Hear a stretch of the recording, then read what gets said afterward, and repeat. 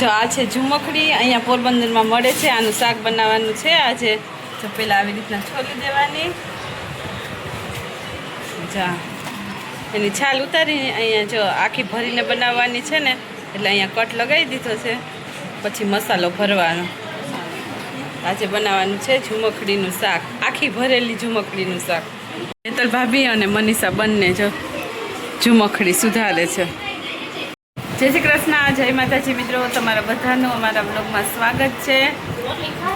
તો જો અત્યારે બપોરની રસોઈ બનાવે છે. આખી ઝુમખડીનું ભરેલું શાક બનાવવાનું છે ને, એટલે જો મનીષા અને ભાભી બંને સુધારે છે અને અહીંયા નીચે ભાભી બાંધે છે લોટ.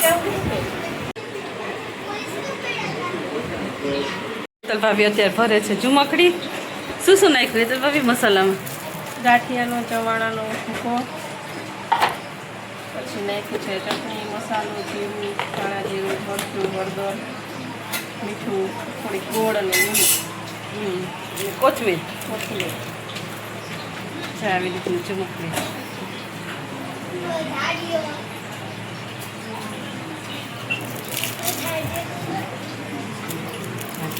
ભરી લીધી પછી શાક વઘારવાનું.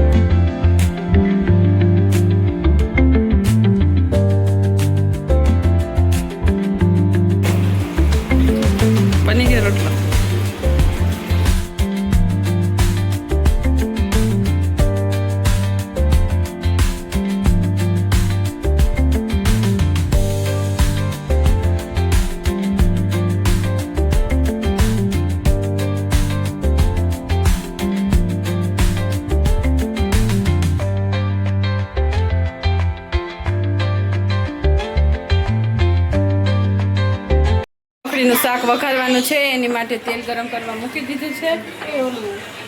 તેલ ગરમ થઈ ગયું. રાઈ, જીરું,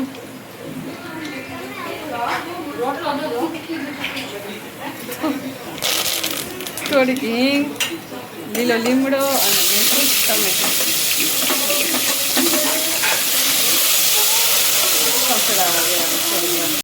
થોડીક હળદર ને સ્વાદ પ્રમાણે નમક.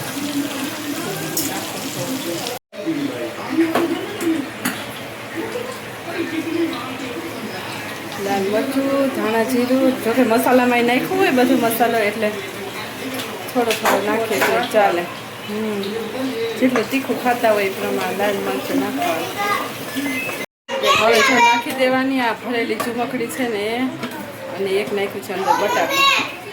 હા શાકની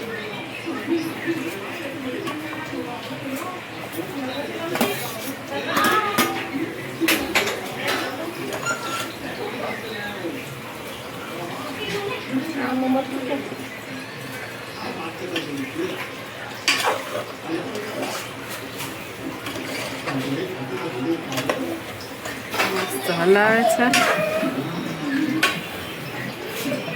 જરૂર પ્રમાણે પાણી મૂકી અને થોડીક વાર ચડી દેવાનું, એટલે આપણે સરસ મજાનું ઝુમખડીનું શાક બનીને થઈ જાય તૈયાર.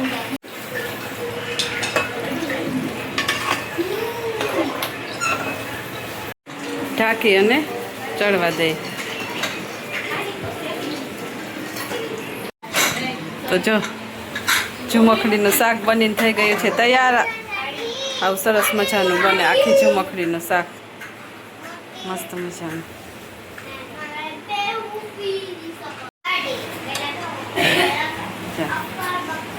મસ્ત મજાનું બની ગયું કા.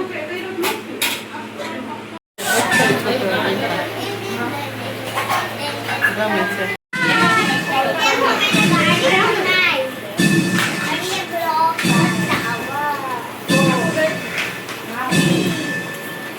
જો અત્યારે મારા નાના ભાઈના લગ્નની કેસેટ ચડાવી છે, જોઈએ છે અમે બધા.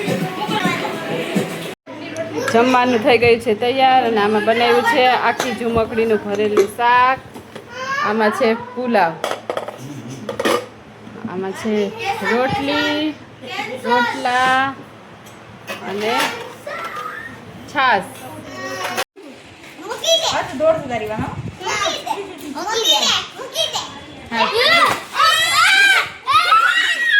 અમે પાછા ચાલવા નીકળ્યા હતા બધા વોકિંગ કરવા. હવે પાછા જઈએ છીએ ઘરે. છે અત્યારે રાતના આલુ પરોઠાનો પ્રોગ્રામ, એટલે જો મોનિતા ભાભી બંને બનાવીએ છીએ આલુ પરોઠા. અને અહીંયા છોકરા જમવા બેસી ગયા, ધાર્મી અને વેદિકા બંને જો જમવા બેઠા.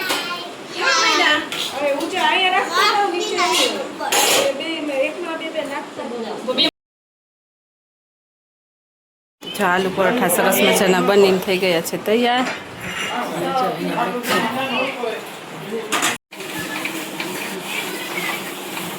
બધા બેસી ગયા જમવા.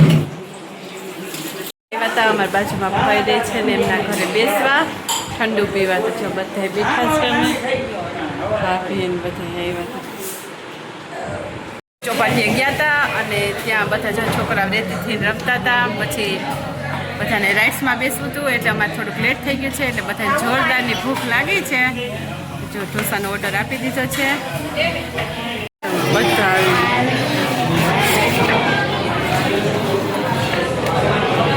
ચીઝ મૈસૂર મસાલા ઢોસા. આવી ગઈ અમારી ફ્રેન્ચ ફ્રાઈઝ, ધર્મીની ફેવરેટ. હે ને ધર્મી? આવે છે? કેવી લાગે? અક્ષત કેવો લાગ્યો ઢોસાનો ટેસ્ટ? વેદો કેવો લાગ્યો ઢોસો? વિધિ તને? અહીંયા આવ્યા હતા ઢોસામાં.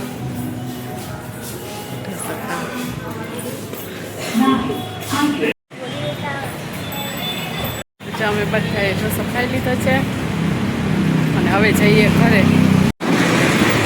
જા ઢોસામાં આવ્યા હતા અમે ઢોસો ખાવા. આ છે railway station road, railway station આવે આગળ, ત્યાં છે આ ઢોસા હબ ગિરિરાજ પાર્ક. ત્યાં આવ્યા હતા અમે ઢોસો ખાવા બધા. એકદમ સરસ ટેસ્ટ હતો, હે ને અક્ષત? ઢોસાનો એકદમ સરસ ટેસ્ટ હતો. કોઈને પણ ખાવા આવવું હોય તો આવજો અહીંયા પોરબંદરમાં ઢોસા હબમાં. તો મિત્રો, આજનો આ વિડીયો સારો લાગ્યો હોય તો વિડીયોને લાઇક, શેર, અમારી ચેનલને સબસ્ક્રાઈબ જરૂરથી કરજો. ફરી મળીશું આવતીકાલે નવા જ વિડીયોમાં. ત્યાં સુધી બધાને જય માતાજી, જય Shri Krishna. Thank you for watching. By.